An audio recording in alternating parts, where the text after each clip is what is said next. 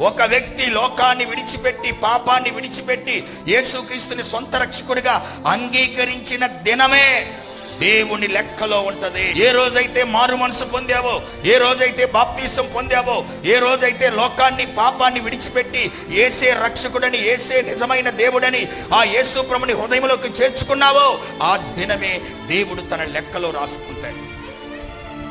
గతించిన పాత జీవితం ఎందుకు? రాత జీవితం పనికి మాలింది, పేజీలు దండగ తప్ప ఎందుకండి? పాత జీవితము దేవుడి లెక్కలో ఉండదు.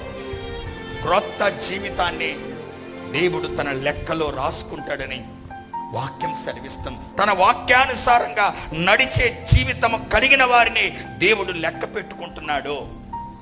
దేవునికి కావలసింది పరిశుద్ధమైన ప్రజలు తప్ప లోకానుసారముగా నడిచేవారు ఎంత మాత్రం కూడా దేవుని లెక్కలో ఉన్నారు. హల్లెలూయా చెప్పండి గట్టిగా.